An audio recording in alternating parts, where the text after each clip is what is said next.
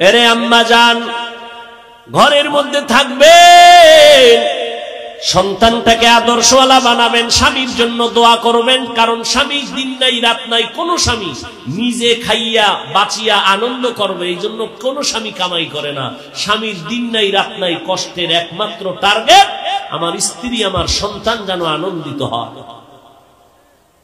এই জন্য নিজের জামা কেনার চিন্তা করে না, স্ত্রী বলছে এটা দাও, রেডি। টাকা নাই, স্ত্রী বলেও নাই যে টাকা নাই। বন্ধুর থেকে দাঁড় কইরা স্ত্রীর মন রক্ষা করলো, সন্তানের জামা কাপড় দিতেছে, নিজের জামা কাপড় লাগবে একবার চিন্তাও করেন।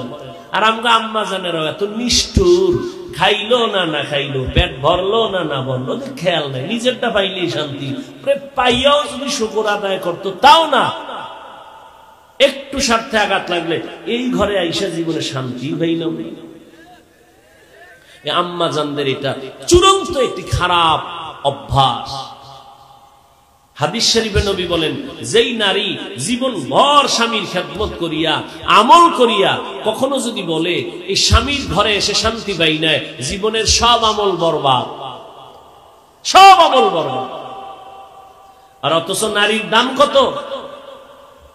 নবীর স্ত্রীর কাছে একজন নারী গিয়ে কয়, আরে পুরুষেরা জানাজায় যায় কত সওয়াব, ঈদগায় যায় কত সওয়াব, আমগো নারীকে কপাল খারাপ।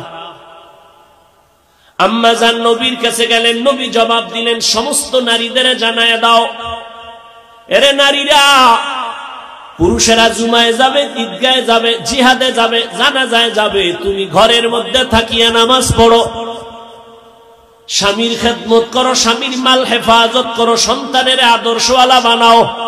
পুরুষেরা বাইরে গিয়ে যেই পরিমাণ সওয়াব পাবে, আম্মা জানদের আমার আল্লাহ ঘরের মধ্যে সেই সম পরিমাণ সওয়াব দান করবে। কয়দিন আর দুনিয়া, আর বাইচা থেকে লাভ কি? এখন স্বামী অন্য চিন্তা, স্ত্রী একজন আছে আর একটা বিবাহ করবে, এই তালে আছে, তো দুনিয়ার জাহান্নাম তৈরি হয়ে গেছে। আম্মা জান আর কয়দিন এই আনন্দ করবেন? তওবা করে এটা সন্তান মানুষ বানায় যান, কিচ্ছু দরকার নাই। আপনি সন্তানকে যদি একটু কলিজা দিয়া দোয়া করেন, আল্লাহ আমার সন্তানটারে আদর্শ মানুষ বানাও, কোরআন পড়নেওয়ালা বানাও।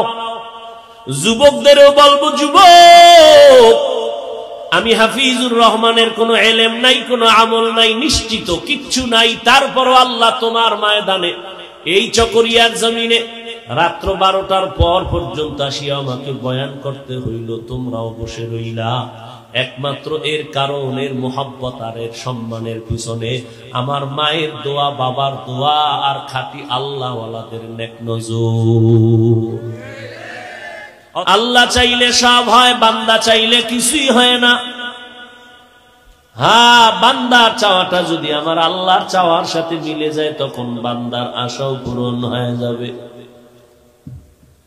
নমরুদ নামের বান্দা চেয়েছিল জমিনের মধ্যে ইব্রাহিম নামের কোন বান্দা আসতে দিবে না, পাইলে জবাই করে দাও।